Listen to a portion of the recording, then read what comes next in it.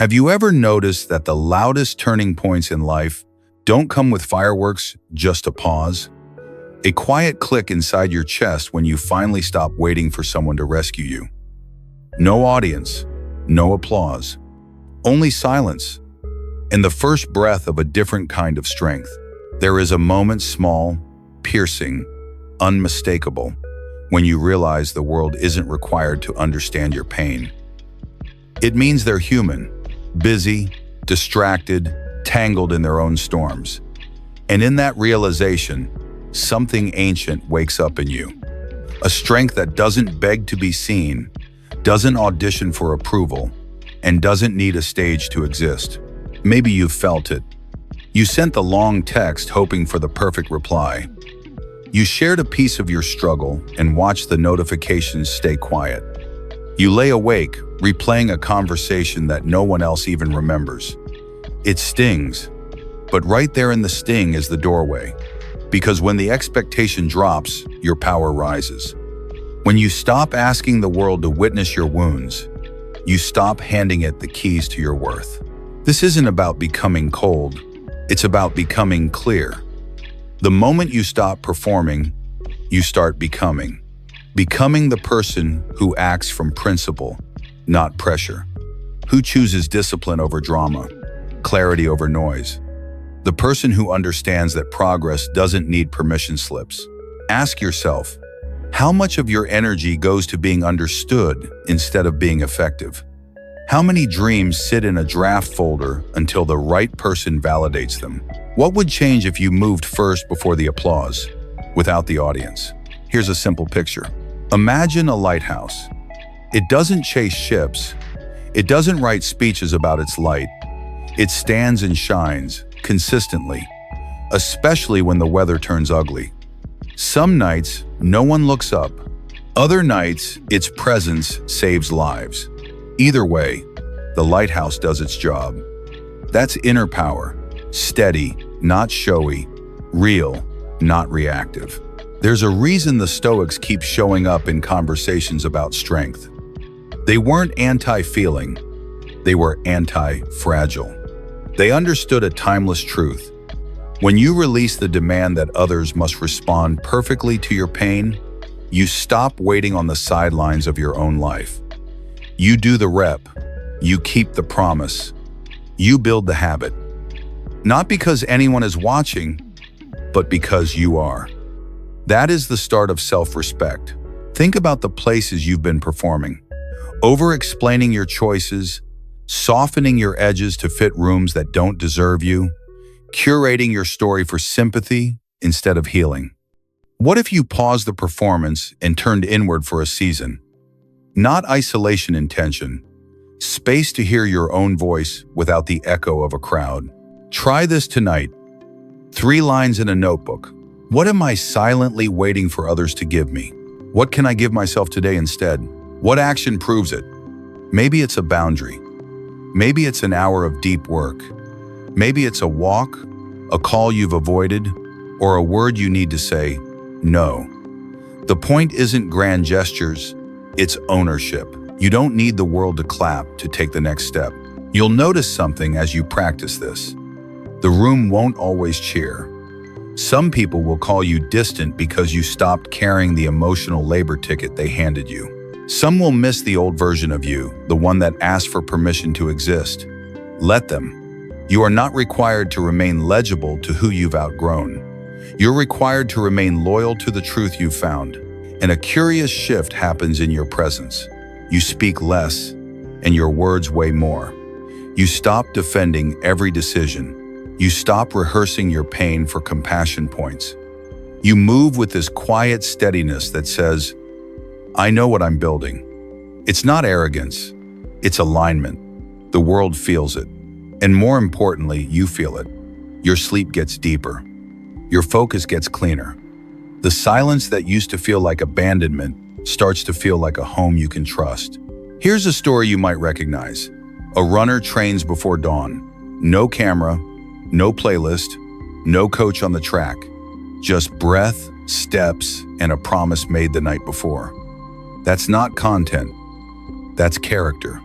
and character compounds. The same way interest grows faster than you think, small kept promises turn into unshakable confidence. One day people will say, "You came out of nowhere. You'll know better. You came out of the quiet." If you need a mantra, borrow this. Less performance, more presence. Before you explain, embody. Before you post, practice. Before you ask for permission, do the work that earns your own respect. When the expectation of being perfectly understood dies, your real life begins because you finally have both hands free to build it. So if tonight is the night you stop waiting, good. Let the notifications be silent. Let the room misunderstand. Let the applause arrive late. You have a life to construct. Routines that protect your mind, standards that protect your time, and boundaries that protect your peace. That's not selfish. That's stewardship. In the next section, we'll turn this clarity into a blueprint.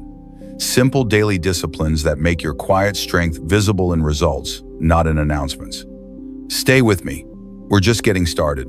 Have you ever felt invisible in a room full of people, like you were speaking clearly, but your words kept dissolving before they reached anyone's heart? Here's a quiet truth most of us carry but rarely name. Many of us believe that if we hurt loudly enough, someone will come and fix it. We think the right caption, the perfect call, the long late-night message will finally unlock understanding. We aren't weak for wanting that. It's human, but it's also a trap. Because the world isn't an attentive audience, it's a crowded subway at rush hour. Everyone is gripping their own worries, trying not to fall. The silence you hear after you share your pain isn't always cruelty. Most of the time, it's capacity. People are tired. People are overwhelmed. And if your sense of worth depends on whether they look up at the exact second you need them, you will live as a ghost in your own life. Let me ask you something. How many decisions have you delayed because you were waiting to be seen? How many times have you typed and retyped the same message, hoping the right phrasing would finally earn you care? How many days have you lost rehearsing a conversation that never happened? That's the hidden cost of the illusion. While we chase being understood, our life quietly waits in the corner, untouched. This isn't a call to become colder, it's an invitation to become clearer. There's a difference. Coldness says, "I don't need anyone." Clarity says, "My value isn't up for negotiation." When you release the demand that others must validate your experience in order for it to be real, you stop bargaining with your soul. Pain remains pain, but it no longer defines your value or dictates your pace. Picture a radio that can't catch a signal. It keeps scanning static, static, static until the battery dies. You're always searching for the right frequency approval from a parent, a partner, a crowd, and when you find it, the song is short. Then you're scanning again. But there's another way. Become your own transmitter. Decide, this is who I am. This is what I do next. Broadcast from within, and let the world tune in if it wants, or not. Either way, the music continues. Here's a small practice to test this shift. When you feel that ache of not being seen, pause and name it. I'm craving recognition. Then ask 2 questions. What is the smallest honest action I can take that doesn't require anyone's permission? If no one ever applauds this, would I still be proud I did it? Maybe the action is sending the resume anyway. Maybe it's going for the walk, turning off the app, saying no without a monologue. These are not glamorous moves, but they are the bricks of a self that doesn't vanish when the room looks away. Let's be honest, there will be pushback. Some people are used to you narrating every feeling for their comfort. When you stop over-explaining, they might call you distant. When you stop auditioning for a spot in their life, they might label you difficult. That's okay. The price of clarity is misunderstanding, especially from those who benefited when you were unsure. Remember, your job isn't to make your depth digestible. It's to live it. Consider 2 paths after disappointment. Path 1, you double down on the illusion. You try harder to perform your pain, bigger posts, longer texts, sharper tones. You become expert at narrating wounds, but a beginner at healing them. Path 2. You pivot from performance to presence. You keep some feelings private. You practice small disciplines that don't trend. You measure success by alignment, not attention. On path 2, you feel less dramatic but more steady, less visible but more real. I once heard a coach tell an athlete, "Trust the unseen reps. No crowd, no scoreboard, just quiet work." When you stop outsourcing your worth to other people's reactions, your life stops wobbling. You become the kind of person who can sit with discomfort without turning it into a show. That composure isn't apathy, it's mastery. It's choosing to let your growth speak later when the results are undeniable. So if you're in that tender place right now, aching to be understood, let's reframe it. The ache is a signal, not a sentence. It's telling you, turn inward, build roots, ask, what standard do I want to live by when no one is clapping? What boundaries protect my focus? What habits make me proud in private? When those answers become your compass, the need to be constantly seen loosens its grip. You haven't become invisible, you've become anchored. Here's the paradox. The more you stop chasing recognition, the more recognizable your presence becomes. People may not know why they respect you, but they'll feel it. Fewer explanations, cleaner decisions, quieter confidence. You become someone who doesn't need the room to understand in order to move. And that is rare. In a culture that worships visibility, steadiness is almost mysterious. Remember, the goal isn't to reject connection, it's to reject dependence. Healthy love can flourish when it isn't carrying the weight of your identity. Support becomes a gift, not a life raft. And on the days when the world is too noisy or too busy to notice, you won't disappear. Now that we've exposed the illusion of being seen, the next step is bolder. Turning that clarity into daily structures, habits, boundaries, and choices that make your inner strength visible in your results, not your explanations. Let's build that blueprint next. What if the moment you stop waiting for applause is the moment your real life finally starts? There's a quiet turning point that doesn't arrive with fanfare. It shows up when you're tired of refreshing the screen, tired of rehearsing the perfect explanation, tired of freezing your life until someone else validates it. You stop asking the world to write the next line of your story, and your hand moves. That's the shift from expectation to ownership. That's the beginning of self-mastery. Let's be honest. Expecting a perfect response to your pain is human, but it's also paralyzing. You become a statue in your own life, waiting for permission to thaw. The Stoic path offers another option. Act for reasons that outlast clapping.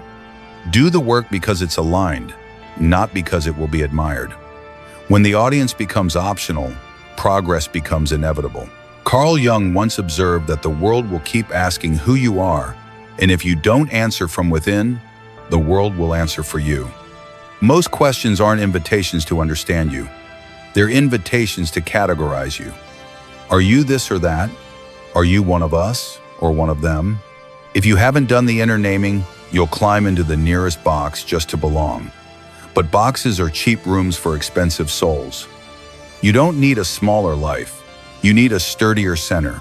Here's what that looks like in practice. You stop outsourcing your healing. You stop handing your peace to other people's schedules and moods. Instead of, "I'll feel okay," when they reply, try, "I move today because today is mine." A 10-minute walk. The first email. The hard conversation without a monologue. Attach small moves that break the ice under your feet. Slowly, your nervous system learns a new lesson. Safety can be built from the inside out. Marcus Aurelius warned against wasting life by speculating about other people. He was pointing at a trap that's still alive today, hoping someone else will name your value, crown your effort, or translate your heart. The more you chase their gaze, the less you see yourself, and ironically, the more invisible you feel. The antidote is simple but not easy. Recenter on what you control and let your standards, not their reactions, set the rhythm. Try a 2-minute drill I teach clients who feel stuck in approval loops. Name the need. Right now, I'm craving recognition. Name the control. What do I govern in the next 10 minutes? Take one concrete action. Send the pitch, set the boundary, schedule the workout, shut the tab. This doesn't fix everything. It fixes direction. And direction is what breaks paralysis. Think of identity like a lighthouse lens. If it's fogged with other people's opinions, your signal scatters. You end up over-explaining your choices to win sympathy instead of making choices that earn self-respect. Clarity starts when you stop performing your pain and start practicing your principles. You don't need a TED Talk to change your life. You need the courage to do boring, repeatable things that align with who you say you are. Let's ground this with 2 stories. Story A, expectation.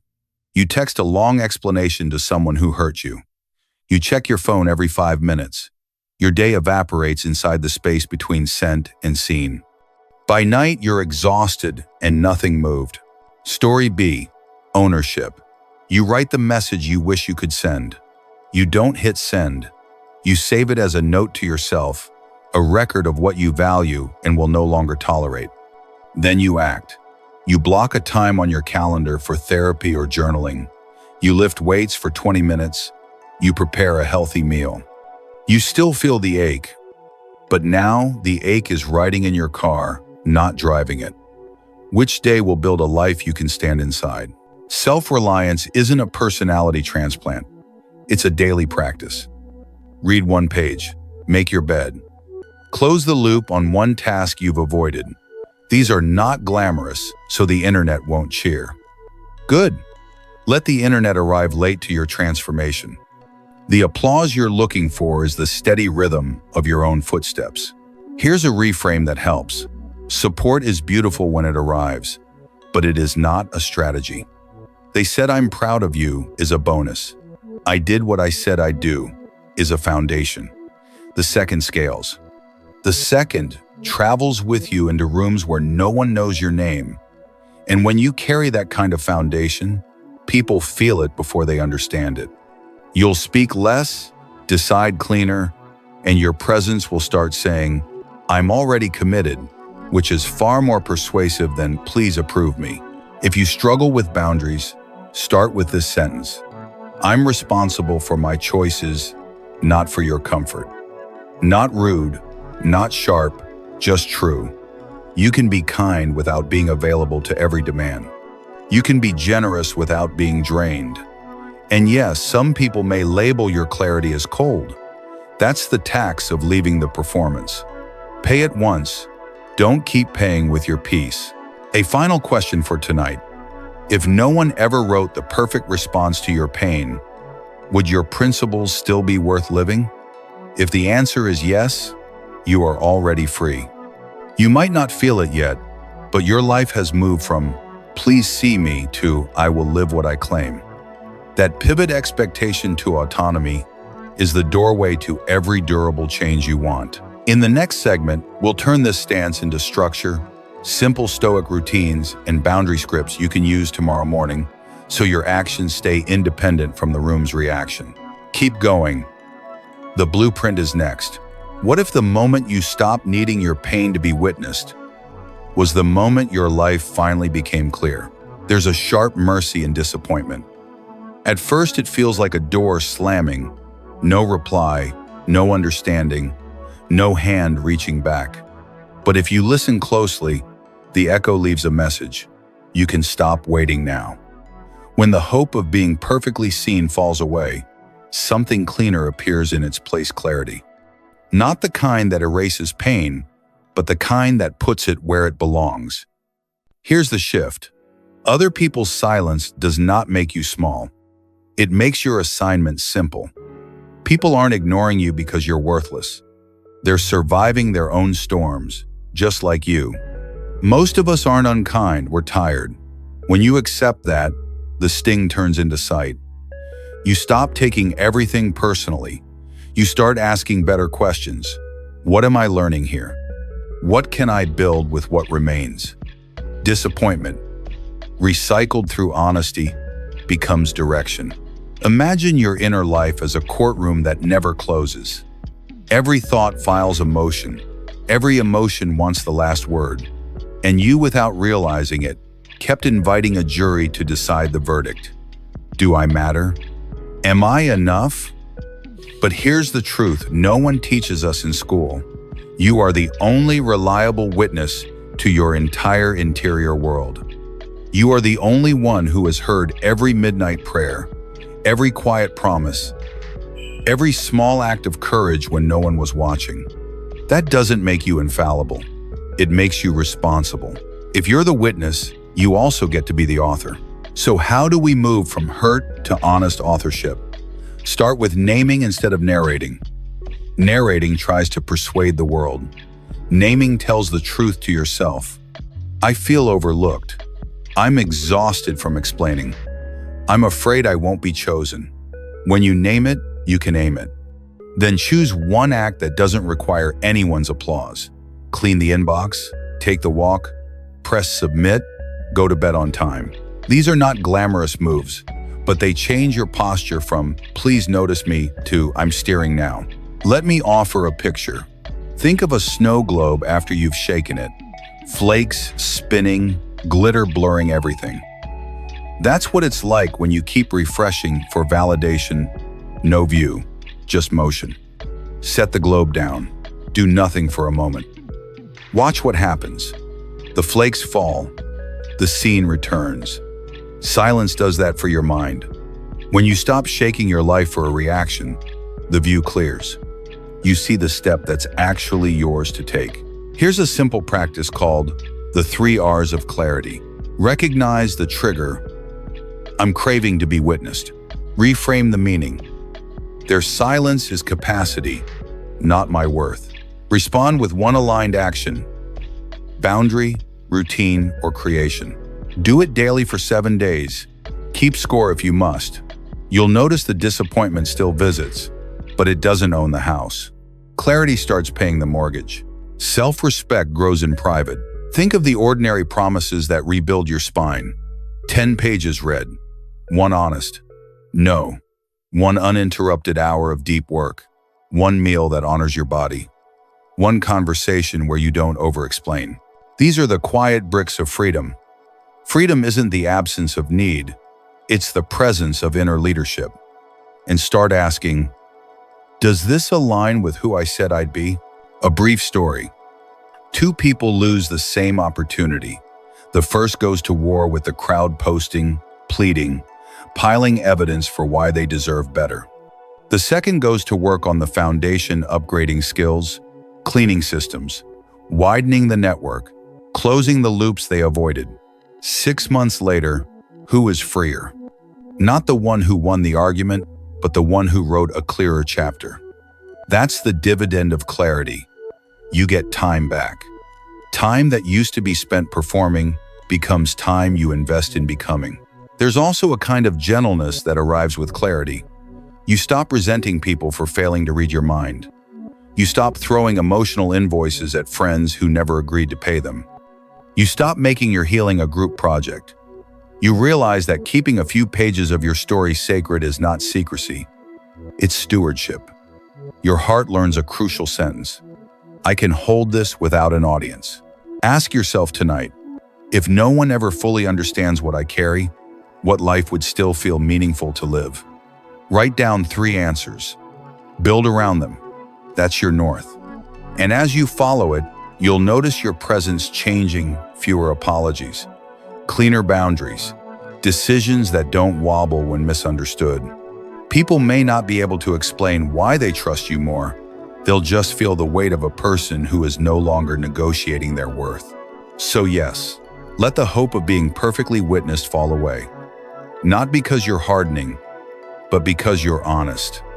Not because you don't need love, but because you won't outsource authorship. You are the witness to your whole life, and that gives you authority to write the next page clear, deliberate, anchored. In the next segment, We'll turn this clarity into daily architecture, simple rituals and boundary scripts that protect your focus and make freedom repeatable. Keep going. The scaffolding comes next. What if the strongest signal you'll ever send isn't a speech, a post, or a perfect explanation, just the way you move when no one's watching? There's a point in every honest life where you stop auditioning and start aligning. You realize that the more you explain yourself, so you make a quiet decision. From now on, I'll let my choices do the talking. Epictetus put it simply: don't announce your philosophy, embody it. In a world that rewards noise, this sounds almost rebellious. But embodiment is not about being mysterious for effect. It's about being consistent for real. It's choosing to be a lighthouse, not a megaphone. Steady beam, same place, every night. Some nights, no ships pass. You shine anyway. If silence used to haunt you, it's because you thought silence meant absence. Stay long enough, and you'll see it differently. Silence can be instruction. In the quiet, your patterns show up. The excuses that stall you, the promises you break to yourself, the habits that hold you back. And in that same quiet, something else appears: room to build a sturdier core, brick by inward brick. Here's a simple way to start living like your own signal. 1. Choose your non-negotiables. 2 or 3 behaviors that define your standard, not your mood. 45 minutes of deep work before email, a daily walk without the phone, 8 hours of sleep protected like a meeting with your future. Put them in your calendar as if you're protecting a client because you are. 2. Create a personal, no broadcast rule. When you're hurt, resist the urge to publish the wound for comfort. Journal it, lift it, walk it, pray it. Just don't turn it into a storyline for approval. Healing accelerates when it's not being performed. 3. Build micro rituals of integrity. Make your bed like you're preparing a studio for the day. Close each day with a 3-line review. What did I move? What resisted? What gets 5 honest minutes tomorrow? This isn't productivity theater. It's proof to you, from you, that you're reliable. Let me give you a picture from athletics. The best coaches talk about hidden reps, the ones the crowd never sees, the set no one logs, the early stretch before anyone arrives. Those don't trend, but they compound. Life is full of hidden reps. The graceful no, the email you send without rereading 12 times, the decision to leave a room that tries to shrink you. Each is a small signal to your nervous system. We keep promises here. That signal becomes identity. Identity drives action without the constant friction of self-doubt. People sometimes ask, but won't this make me cold? No. Embodiment isn't coldness, it's clarity. Coldness says, I don't need anyone. Clarity says, I won't negotiate my values to be liked. There's a difference. You can be warm and immovable at the same time. Think of the sun on a winter day. Soft light, solid ground. If solitude felt like a punishment, flip the lens. Solitude is a workshop. It's where you draft the blueprint that public life will later reveal. When you learn to be at home with yourself, you stop dragging every feeling into the marketplace. You don't owe strangers a live feed of your healing. You owe your future a foundation strong enough to carry what you're building. 2 short stories. Story 1, The Broadcaster. They share every struggle, hoping the room will soothe it. For a moment, the comments help, but because the wound became content, it keeps needing a sequel. They're trapped between being okay and being interesting. Story 2, The Builder. They keep their circle small, their practices steady. When pain visits, they move it through the body and onto the page, not the feed. Months pass. Their life changes shape quieter, cleaner, heavier in all the right ways. People say, you seem different. They are. That's what alignment looks like from the outside. If you need a weekly check-in, try this 5-minute audit every Sunday evening. Signal. Which actions last week reflected the person I say I am? Static. Where did I perform for attention instead of act from principle? Strength. What one practice, if repeated daily, would make the next week unmistakably better? Then do the smallest version tomorrow morning 10 minutes, not 2 hours. You're training identity, not chasing perfection. A word about boundaries. Embodiment will make some people uncomfortable. When you stop over-explaining, those who relied on your constant availability may call you distant. That's okay. The point of a signal isn't to please every receiver. It's to be accurate about who's sending it.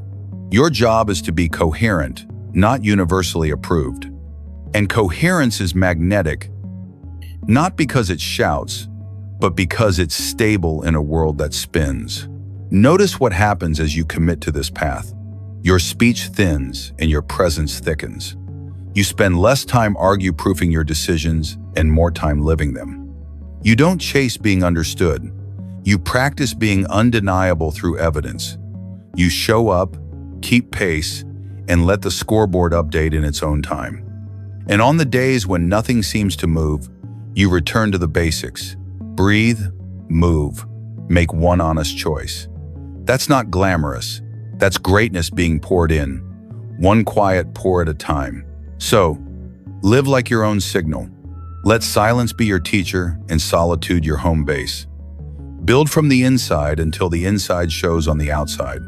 Not with announcement through alignment. The world may or may not clap. You'll sleep well either way. Next, we'll turn this mindset into a daily operating system, specific morning, divided by evening routines, and 2 boundary phrases that protect your energy without drama. Stay with me. We're about to get practical. Have you noticed how, these days, pain can become a performance edited?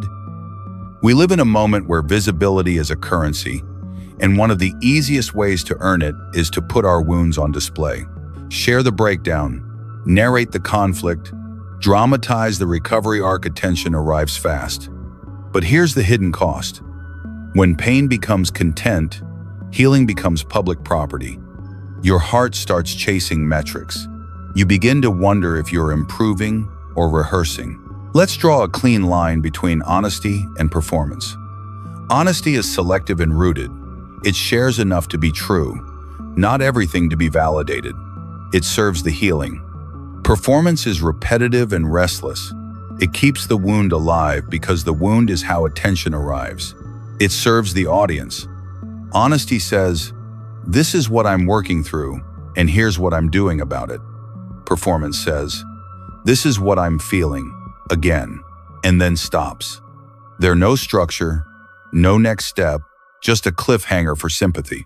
This isn't about shaming expression. Expression can be healthy. It's about asking a sharper question. Is my sharing moving my life forward, or just moving the algorithm? If I feel emptier after telling the story, I probably outsourced comfort instead of cultivating strength. The Stoics understood this tension long before trends. They weren't emotionless. They were anchored. They felt deeply, but they refused to let feelings steer the ship. Marcus Aurelius gave us an image worth keeping. Be like a cliff that the waves crash upon. It stands firm and calms the waters around it. That doesn't mean suppressing emotion. It means giving your emotion a shoreline strong enough to hold it. Try this quick self-audit before you share anything vulnerable. Purpose. Why am I sharing? To seek clarity? To serve someone else? Or to fill a hole? Proportion. How much is enough? What details protect my dignity and the dignity of those involved? Plan. What action follows this share? A boundary, a routine, a repair, a request for help.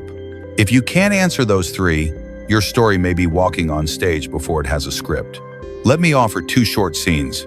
Scene A, the loop. Something hurts. You post a raw paragraph and receive a wave of empathy.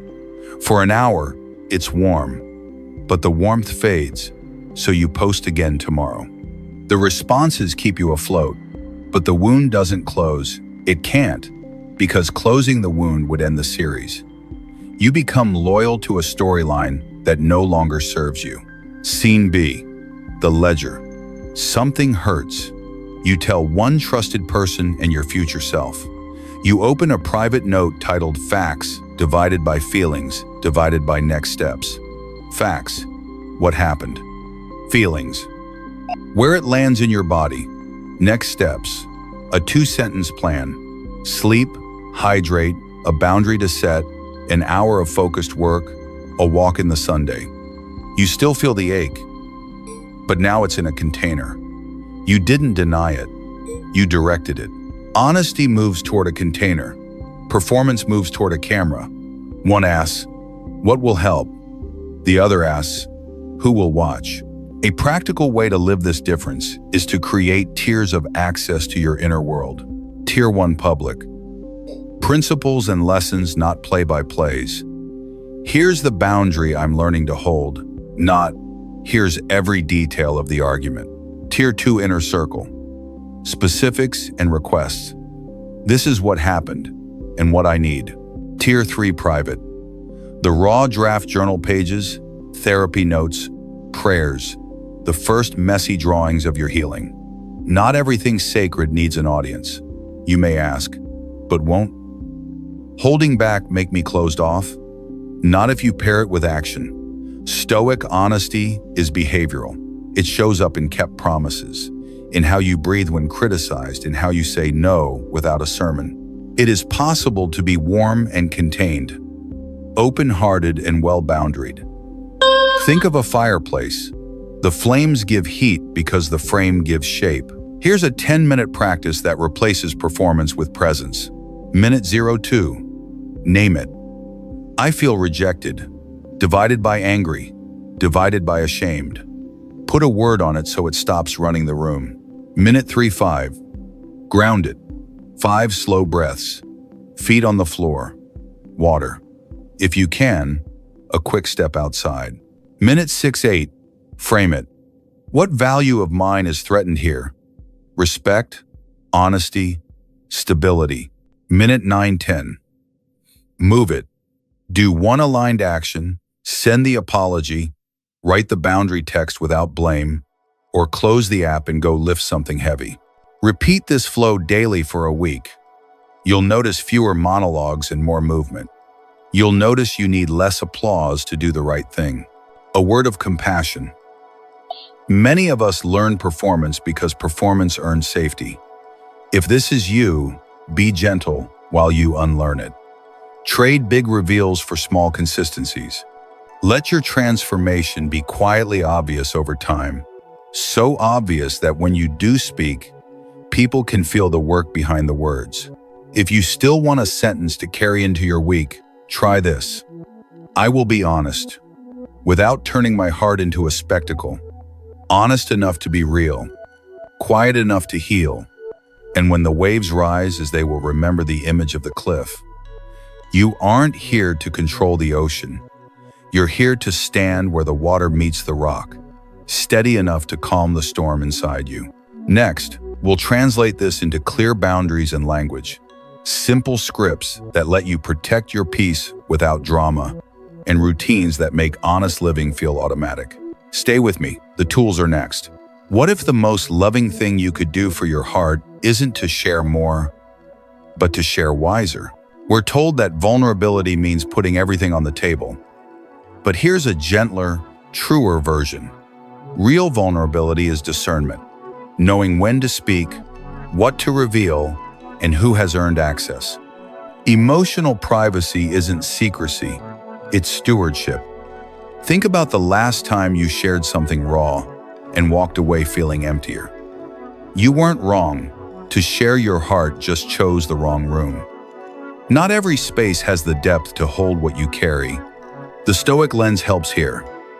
You don't owe your insides to every audience. You owe your insides good care. Carl Jung once wrote that solitude is a fountain of healing because when there are no eyes to perform for, the truth can finally breathe. In solitude, the pain stops being content and starts being clarified. Let's redefine the terrain. Emotional privacy means you can feel fully without making your healing a public negotiation. You can say, "I'm going through something," without opening the vault. You can hold a boundary and still be warm. You can love people and still decide that certain pages of your life are for you and your future, not for the feed. Try a simple mental model. 3 rings of access. Ring 1. Public principles. What you stand for, not what you're bleeding from. Lessons, not live diaries. I'm practicing better boundaries instead of play-by-plays of last night's argument. Ring 2. Trusted circle. 2 or 3 people who have demonstrated discretion, empathy, and accountability. With them, you share more detail and also what you need. I don't need advice tonight, I just need a listening ear.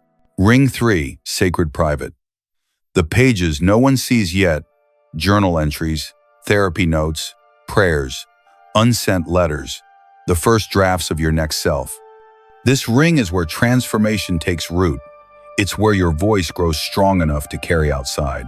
But if I hold back, am I being fake? No. Being selective isn't being dishonest. Honesty answers the right question for the right person at the right time. Oversharing answers every question for anyone who will listen, and often to your own detriment.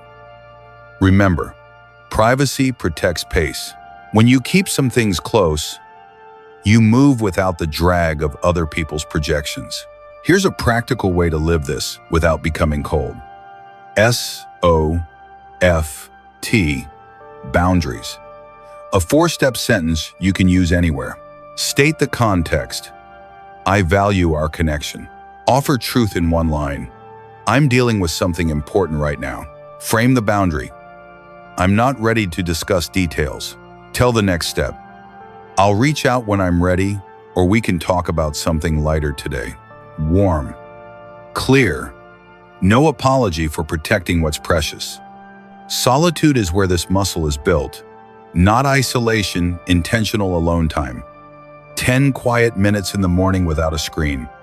A short walk after work with your phone on Do Not Disturb. A weekly hour to journal with 3 prompts. What happened? What do I feel? What do I need? Notice how often the answer to that last question is rest, water, movement, silence, or a simple boundary, not an audience. When you meet your needs directly, the urge to overshare softens. Let me offer 2 quick stories. Story 1. The open switch. After a hard day, she goes live and spills everything. The chat explodes with hearts and opinions, comforting for an hour, chaotic after. The next morning she feels exposed and strangely obligated to continue the storyline. Healing slows, because now it's a series. Story 2. The quiet ledger. After a hard day, she texts one trusted friend, blocks 30 minutes to journal, and takes a slow walk at sunset. She writes 3 lines. I'm hurt. I need rest. I'll set a boundary tomorrow at noon. No applause, no debate. The next day, a clear conversation. Healing speeds up because alignment replaced performance. Here's a short daily ritual to anchor your inner sovereignty. Name it. 1 minute. I feel anger divided by grief, divided by shame. Naming tames. Locate it. 1 minute. Where in the body? Breath into that spot for 5 cycles. Contain it. 2 minutes. Which ring does this belong to? Public, trusted, or sacred? Direct it. 3 minutes. Choose one aligned act. Sip water, step outside, write the boundary text, or schedule therapy. Close it. 1 minute. 1 sentence to yourself. I can hold this without an audience. The paradox? The more you protect your interior, the more confident you become in the exterior. People will feel the difference without knowing what changed. Fewer explanations, cleaner yeses, gentler no's. You won't need to convince anyone you're growing. Your steadiness will make the case for you. Remember, your privacy isn't a wall, it's a frame. Like a fireplace, the frame doesn't hide the fire. It gives the fire a shape that warms the room. You're not withholding to punish others. You're stewarding your energy so love can arrive undistorted and wisdom can grow without constant interruption. So today, grant yourself the dignity of depth. Share with care. Let solitude refill what the world spends. Speak when it serves the truth, and keep quiet when silence serves the healing. That's not aloofness. That's ownership. Next, we'll turn this philosophy into simple scripts and weekly rhythms, so your emotional privacy becomes a habit and your inner steadiness starts showing up in every room you enter. Stay with me. The toolkit is coming up. What if rejection isn't the wall you crash into, but the sign that says, "Turn here. Your road goes this way"? There's a sting we all know. You show up with your best effort, your clearest heart, and the door still shuts. A message gets left on read. An application gets ignored. A room grows quiet when you speak. It feels personal, like a verdict on your worth. But look closer. Many no's aren't judgments, they're directions.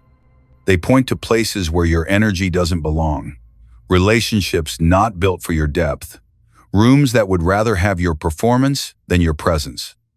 Rejection hurts, yes, but it also edits. It removes what can't carry you forward. Most of us are taught to answer rejection by shrinking. We round our edges, translate ourselves into something easier to digest, and become more relatable, which often means less real. The problem?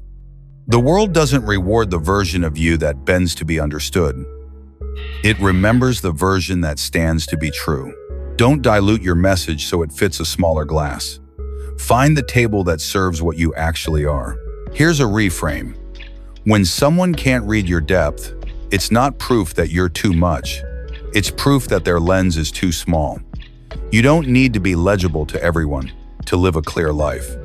In fact, the clearer you become, the more selective your connections get, and that's a blessing. The late psychologist Carl Jung put it this way in Spirit: the great privilege of a life is to become who you truly are. That path often asks for chosen solitude, a stretch of road where you walk without an audience, so your steps can finally sync with your values. Let's talk about energy. Emotional scarcity says, "I must prove I'm worthy, please pick me." Psychological sovereignty says, "I decide my direction, watch me move."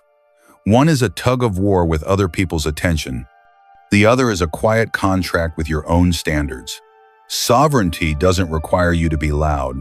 It asks you to be aligned. It's the difference between defending your existence and living it. A simple exercise to pivot from scarcity to sovereignty. Name the no. Write the exact sentence of the rejection or the silence you felt. No sugarcoating. Extract the signal. Ask, what is this no protecting me from? What friction was I ignoring? This you knew. Choose the redirection. One concrete step that invests your energy where it's welcomed. A different client, a new skill, a better room, a clearer boundary. Set a 7-day evidence plan. 7 small actions that would make future you grateful this door closed. Keep them boring and repeatable. Consider 2 short scenes. Scene A, shrinking to fit. After a pitch falls flat, you rewrite your work to match the room's taste, strip the edge that made it yours, and over-explain every choice. You get a polite maybe, but you feel hollow. The price of admission was yourself. Scene B, standing to fit. After the same no, you examine your aim. You realize your offer was right, but your audience was wrong. You refine, you double-check the craft, and you take it to a room built for boldness. Fewer nods, more resonance. Less clapping, more momentum. You leave taller, not smaller. Here's the truth we forget in the heat of disappointment. What rejects you is giving you information. Sometimes the feedback is about skill, level up here. Sometimes it's about fit, this isn't your habitat. Both are gifts. Skill you can sharpen, habitat you can change. What you must not do is mortgage your essence to buy acceptance. The payments never end, and the house never feels like home. This is where chosen solitude becomes powerful. Time alone isn't a sentence, it's training. With the noise turned down, you can hear the difference between your intuition and your insecurity. You can see which ambitions are truly yours and which were borrowed from people you were trying to impress. You can remember why you started, not to be applauded, but to build a life coherent with your values. Solitude lets you calibrate your compass without everyone else's magnets pulling the needle. Try a weekly ritual I give clients who fear being misunderstood: the Friday filter. Column 1. Keep whole. List the 3 traits or principles you will not dilute to fit your edge, your standard, your non-negotiables. Column 2. Keep learning. List the 2 skills you will actively improve so your truth travels farther: craft, clarity, delivery. Every no of the week gets sorted through this filter. If it challenges a non-negotiable, you let the room go. If it highlights a skill gap, you schedule reps. Either way, you move. Let's address the fear behind all of this. If I stop shrinking, will I lose people? Some, yes. But you won't lose the ones built for your future. You'll lose the ones invested in your past. That grief is real. Honor it. Then notice what happens next. Your time opens.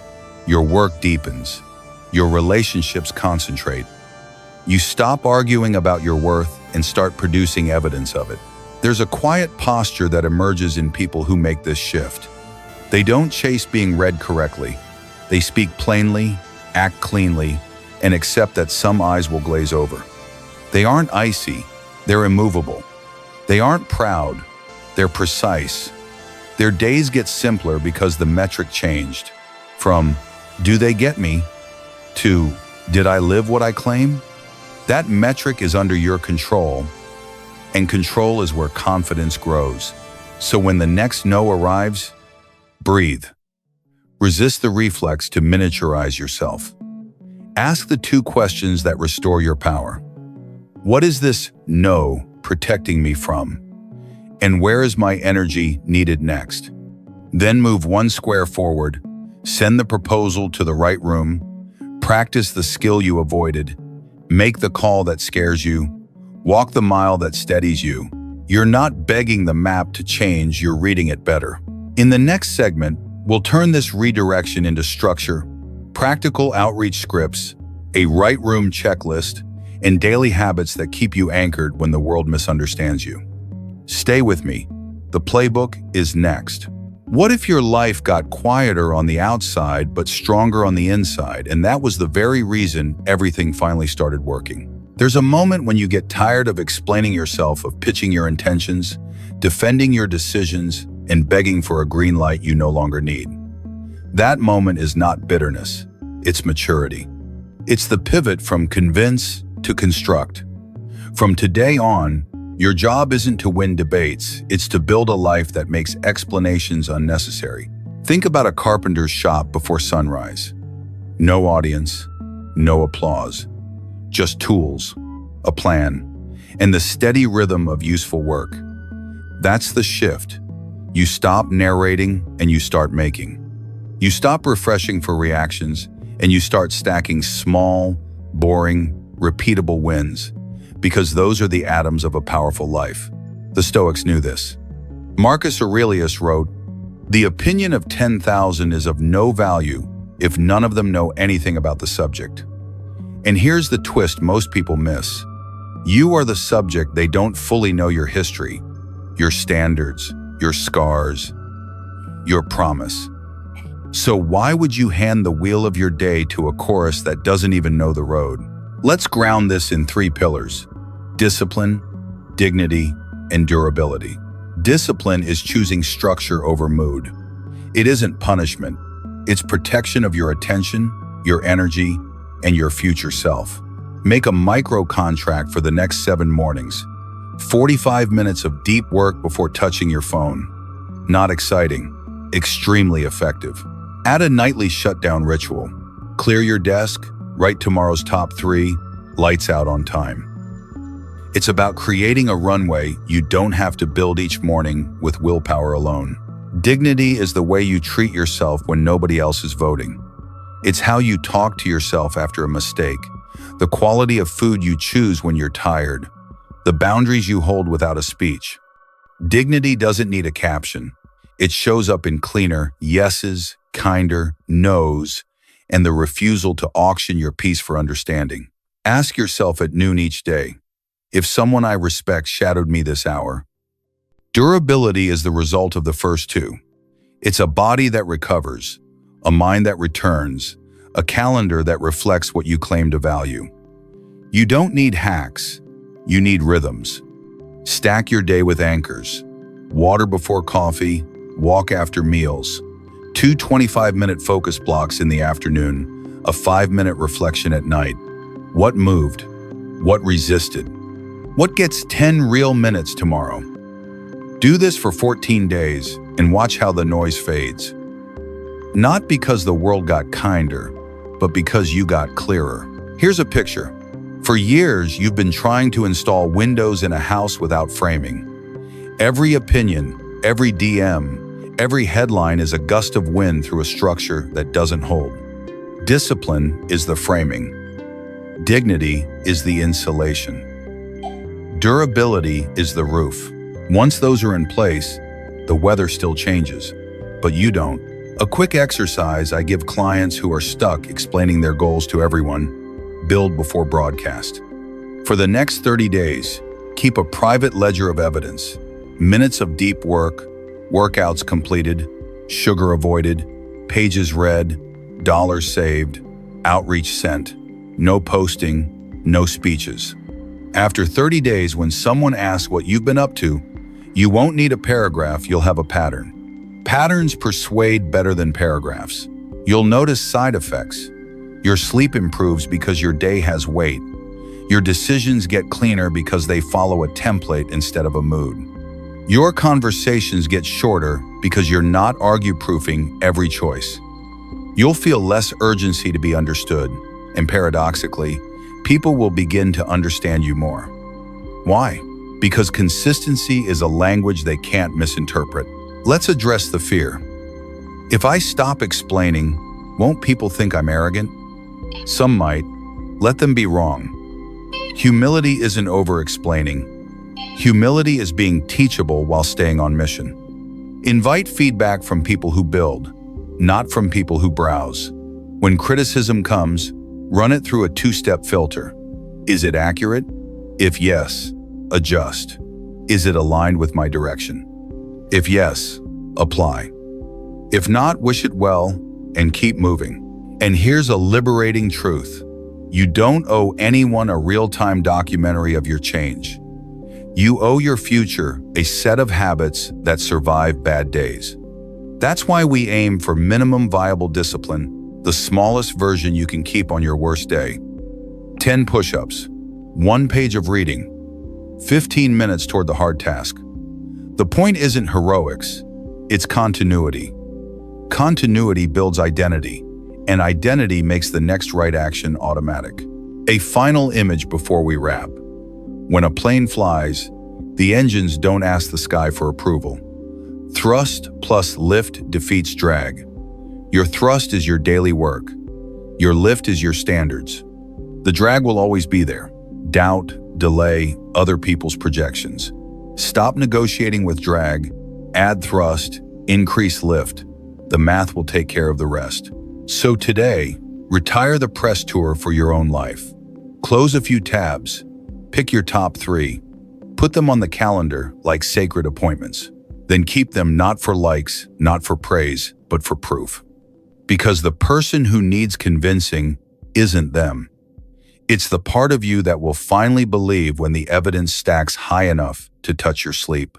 In the next segment, we'll turn these pillars into a simple daily operating system: morning, midday, and evening routines, plus 2 boundary scripts that save your focus without burning bridges. Stay with me. The blueprint is next. What if the most persuasive thing about you wasn't your argument or your volume, but the quiet way you refuse to be shaken?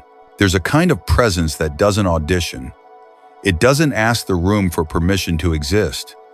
It walks in without noise, sets down its tools, and gets to work, and somehow, the room adjusts. That is quiet power. It isn't passive. It's precise. It's the steadiness of someone who no longer trades their peace for approval. We confuse loudness with strength, because loudness is easy to notice, but strength is often the opposite. It's the person who can stay calm when provoked, who can listen without absorbing every projection, who can say little and still be understood. You've met people like this. They don't grip the steering wheel of the conversation, yet somehow the direction changes when they speak. Their authority isn't borrowed from applause. It's built from alignment. This is where healthy detachment comes in. Not the cold kind that walls you off from life, but the clear kind that keeps you from being swallowed by it. Detachment is simply the skill of remaining engaged without being owned. You show up, you care, you contribute, but you don't hand your nervous system to every headline, comment, or mood in the room. You stop being bait for chaos. Psychology has a hard truth about growth. You don't become grounded by avoiding your passions, but by walking through them and learning their edges. The fire inside you isn't the enemy. The lack of a fireplace is. When you give your energy a frame, values, routines, standards, your intensity becomes heat that warms, not flames that burn. That's why the strongest people you know are rarely the most dramatic. They've made peace with their own storms, so the weather outside doesn't decide their day. Here's a simple indicator that you're moving toward quiet power. You speak less and your words travel farther. You stop rushing to clarify yourself to people committed to misunderstanding. You let your actions build a case your voice no longer has to carry. And when you do speak, it's to express something real, not to win an argument that doesn't matter. If you need a North Star, take this stance. Be the person you claim to respect. Don't spend your morning debating what a good person should be. Spend your morning being one on time, prepared, fair, and disciplined. Pair that with an inward vow. Decide who you are becoming, then do what that person would do today. Not tomorrow, not when it's convenient today, in small, unglamorous ways. Let's make this practical. 1. The rule of fewer words. Before you respond to criticism, breathe for 10 seconds and reduce your reply by half. Ask, what is the minimum honest sentence that moves this forward? Quiet power doesn't spray explanations. It sets direction. 2. The 2 anchor day. Choose one anchor for the body and one for the mind. For the body, a 20-minute walk, lifting something heavy, or stretching before bed. For the mind, a 25-minute focus block without your phone, or 5 minutes of journaling with one prompt. What would the grounded version of me do next? 2 anchors create a floor you don't fall through on hard days. The boundary script. When chaos knocks, use a warm short line. I want to give this the attention it deserves. Right now I don't have it. Let's revisit at 2 p.m. That sentence protects your focus without burning bridges. It proves you can be kind and immovable. The detachment test. When you catch yourself doom scrolling or replaying a conversation, ask 3 questions. Is this within my control?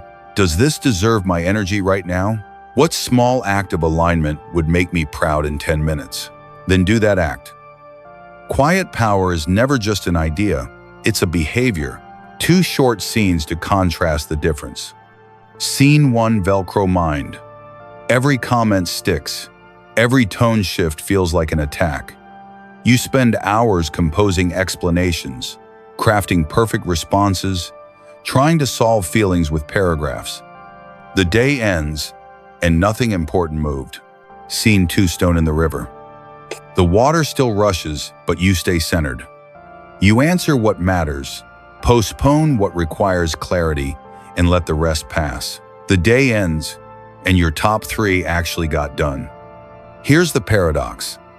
The less you chase recognition, the more recognizable your energy becomes. Rooms start to quiet when you speak, not because you demanded it, but because you carry the weight of someone who doesn't need the room to agree before taking the next right step. That steadiness is rare.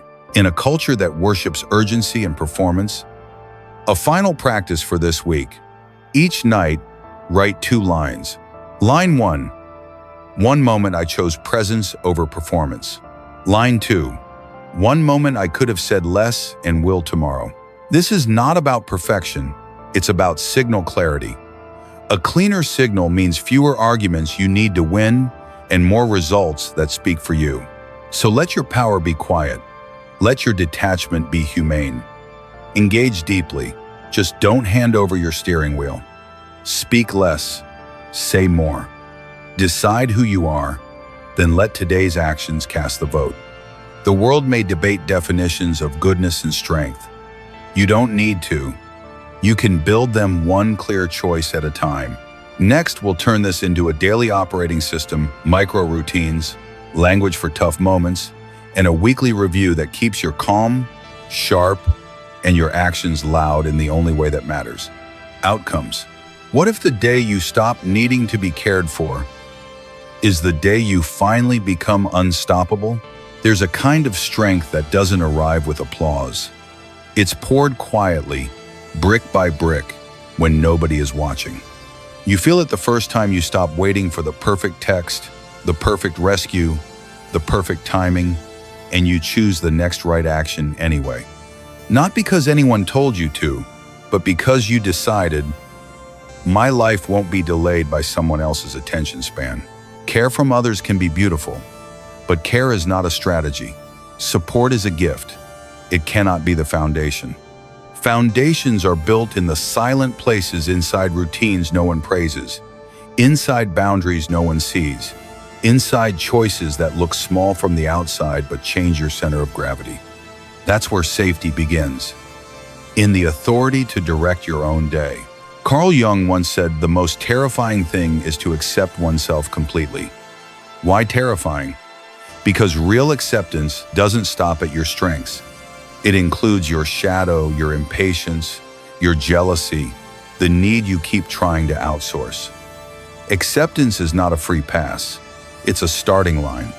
When you face what's there without flinching, you stop making your healing a group project and you start building a practice that actually travels with you.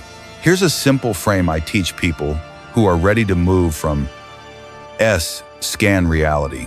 What's true right now? Not what you wish were true. One sentence only. O, own your controllables.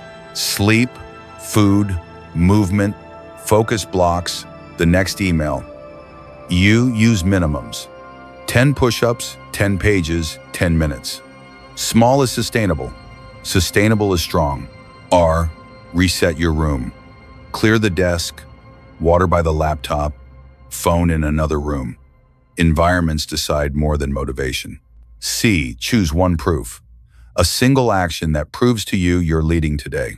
E, end with evidence. Before bed, write 2 lines. What I kept, what I'll keep tomorrow.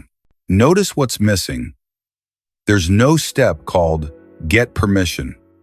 You can still ask for help. You just don't outsource the steering wheel. Marcus Aurelius reminds us, you have power over your mind, not outside events. That is not a platitude, it's a design spec. When your attention is hooked on what you can't command, your day is a weather report. When your attention returns to what you do command, your day becomes a blueprint. Strategy replaces spirals. You stop doom scrolling and start decision making. What 3 choices today would future me thank me for? Let's make it practical. Imagine 2 mornings. 7-2, morning. A dependent momentum. You wake up and check your phone. No message from the person you wanted to hear from. Energy dips. You replay conversations. You open apps hoping for distraction and validation. It's 11 a.m. and you're already behind. The day shapes you. Morning B, self-sourced momentum. You wake, sit up, and give yourself 90 seconds. Breathe in for 4, hold for 4, out for 6. You make the bed, You drink water. You write your top 3 on a note card and block 45 minutes for the first task. You haven't solved your life, but your life has a pilot. The day follows you. Which morning builds a spine? If you fear becoming cold or selfish, hear this. Self-sourcing isn't exile. It's alignment. You can be deeply connected and still refuse to shrink yourself to be digestible. You can love people and still understand they can't be your operating system. Healthy love thrives when it's invited into a life that already has a rhythm. Rhythm reduces neediness and increases our capacity to give without keeping score. Try a week of silent standards, quiet rules you keep without announcing them. Before phone, something human. Breathe, stretch, pray, or read one page. Move your body daily. Not heroic, just non-negotiable. 10 minutes counts. 1 block of deep work. 25-50 minutes, phone away, door closed. Fuel with respect. 1 meal that honors your body, protein, fiber, water. Night shutdown. Clear the desk, set tomorrow's top 3, lights out on time. These are not glamorous. That's the point. They're quiet proof. And proof is what convinces your nervous system that you are safe with you. When your body learns that you keep promises, especially small ones, its alarms quiet down. You don't need the world to be predictable to make progress, because you are predictable to yourself. There's a myth that self-reliance means doing everything alone. Not true. It means you do not make your progress conditional on other people's timing or approval. Ask for help? Yes. Receive help with gratitude? Absolutely. But your path does not pause when help is late, and your identity does not collapse when help doesn't arrive. You're building a life that keeps moving at the speed of your standards. Let's close with a question and a challenge. The question: if no one cheered today, what would still be worth doing? Write 3 answers. Put 1 on your calendar in the next 24 hours. The challenge: 24 hours. Delete 1 app off your home screen. Do 1 source loop. Tell 1 person, I can't make that, protecting a focus block, and keep it. Before bed, write your 2 evidence lines. When you wake tomorrow, notice the difference. You might not feel motivated. That's okay. You will feel capable. And capable is stronger than motivated, because capable shows up whether or not the room is clapping. In the next segment, we'll turn these silent standards into a weekly operating system, planning, review, and 2 boundary scripts, so your self-sourced power survives busy seasons and bad days alike. Stay with me. The system is next. What if the version of you that always needed approval wasn't the real you, but just an old skin ready to be shed? There's a season in every honest life when the old self starts to loosen. It doesn't crash to the floor in one dramatic moment. It erodes quietly, steadily, until you notice you've stopped explaining, stopped auditioning, stopped doing emotional labor to stay likable. You speak less, and your words carry more weight. You show up without a sales pitch for your existence. That isn't arrogance, that's rebirth. Rebirth begins with acceptance. Not the glossy kind that posts a clever caption, but the plain kind that looks at your patterns and says, yes, that's me, and it doesn't fit anymore. You accept that you've been over-available. You accept you've chased approval like oxygen. You accept certain rooms required you to shrink. Acceptance doesn't trap you there. It opens the door. You can't change a thing you're still denying. Once you name it, you can release it with gratitude for how it kept you safe, and with clarity that it won't carry you forward. There's grief in this process. Parts of your identity were built to be read, liked, and chosen.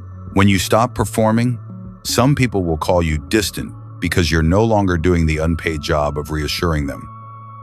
The point of your life isn't to be endlessly legible, it's to be deeply true. When you let the old costume fall, you stop paying the fee to enter rooms that dim your integrity, and you start investing in a life that doesn't require a costume at all. Here's the paradox. The moment you stop arguing for your value, is the moment your value becomes easier to feel. You stop writing essays to justify your boundaries. You stop playing defense against every projection. You understand that obstacles aren't detours from your path. They reveal the path. Setback? Use it to narrow your focus. Disappointment? Use it to heighten your standards. Misunderstanding? Use it to refine your message and your circle. The very frictions that used to exhaust you become the grit that strengthens your stance. How do you live this rebirth on an ordinary Tuesday? Try the shed and shape practice. Shed, name, and release. Write one sentence about a behavior that no longer fits. I over-explain. I say yes when I mean no. I need constant thumbs up to start. Then write, thank you for protecting me. Close the tab. Shape, act, and anchor. Choose one action your future self would take today. Send the honest email, decline the draining invite, block a 45-minute focus window, or go lift something heavy. Put it on the calendar. Keep it. This isn't a personality transplant. It's a daily vote. Identity is a ledger of evidence. Every kept promise is ink. You'll notice your presence changing in small ways. You'll pause before explaining yourself and ask, is explanation needed or is a clean action better? You'll tolerate short-term discomfort to defend long-term integrity. You'll leave certain arguments alone, not because you're afraid to lose them, but because they're too small for who you're becoming. Your days get simpler, not because the world got gentler, but because you did. Fewer open tabs, clearer priorities, a bias toward doing. Let me offer two scenes. Scene 1. The old contract. You walk into a meeting already bracing to be doubted. You pad every point, apologize for taking space, and over-accommodate until your own idea is unrecognizable. You leave exhausted, promising to communicate better next time. Translation. More performance, less power. Scene 2. The new authority. You arrive with a short agenda and a steady tone. Steady tone. You listen fully. State your position cleanly. Set a boundary when the conversation drifts into disrespect, and document next steps. No grandstanding, no combat. You exit with energy because you didn't rent your nervous system to the room. That's quiet authority. That's the self that's being reborn.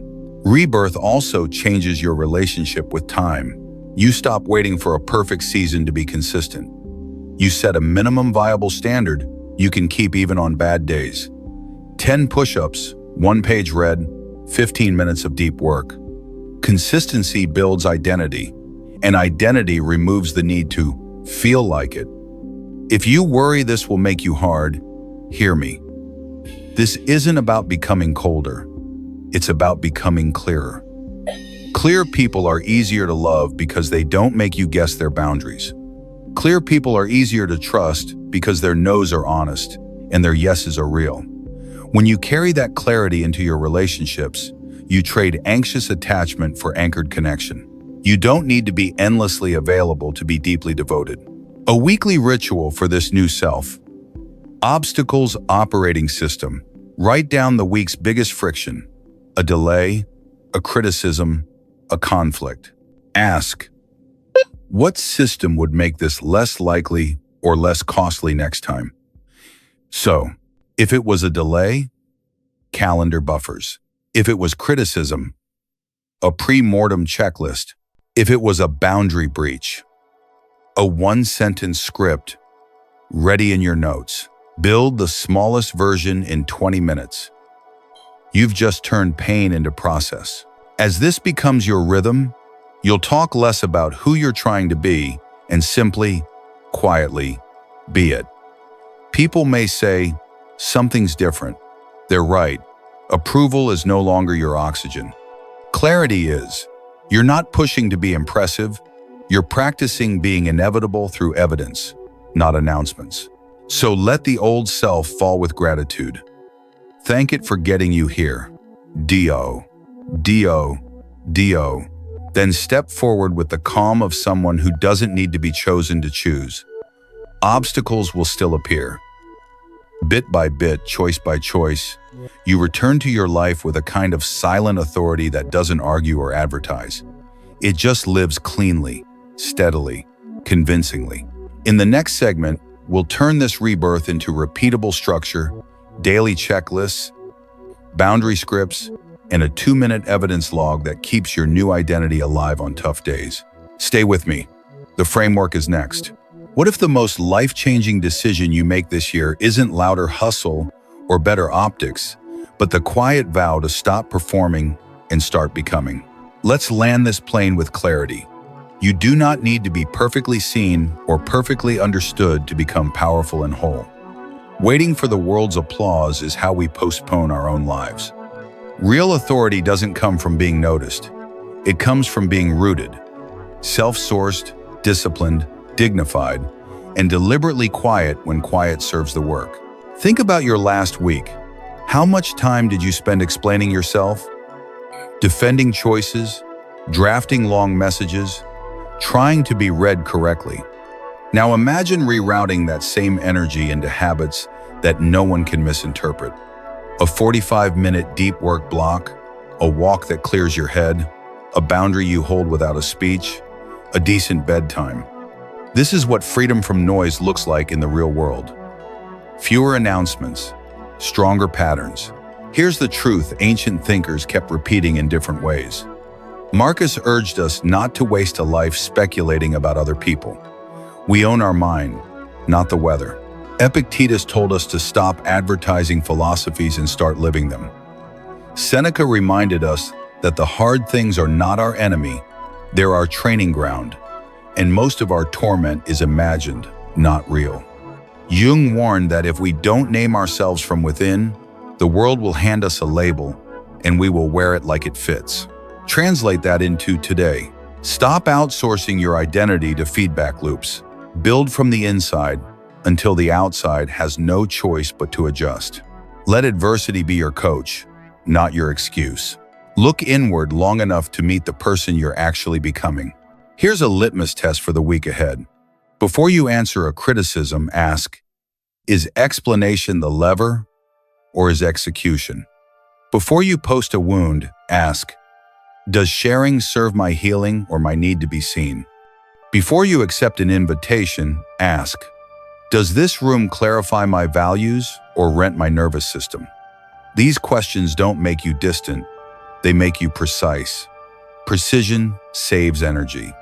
Energy builds the durable things craft: health, trust, a schedule you can stand inside. Let me offer a simple, repeatable finish line: 5 moves that echo everything we've learned. Release the expectation. The world may never clap at the right time. Move anyway. Reclaim emotional sovereignty.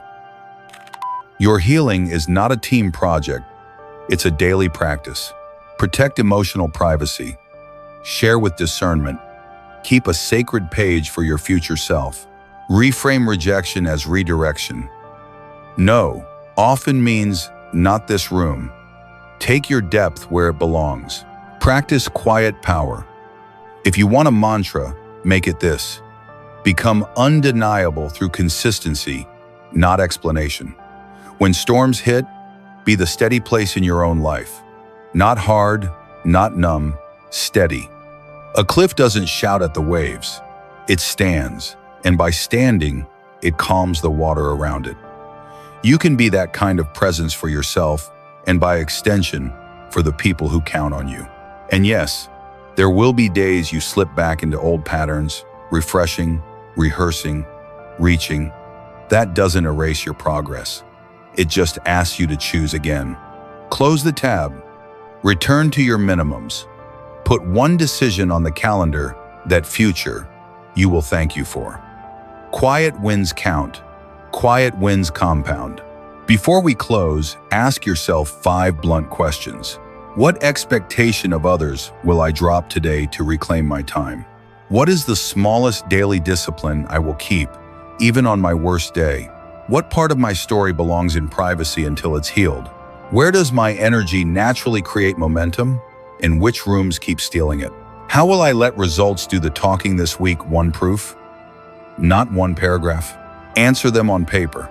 Then live the answers for 7 days. Watch what happens to your sleep, your focus, your tone in difficult conversations. You'll notice fewer apologies and cleaner boundaries. You'll spend less time asking to be understood and more time building something that doesn't require explanation. If this spoke to you, don't just nod, decide.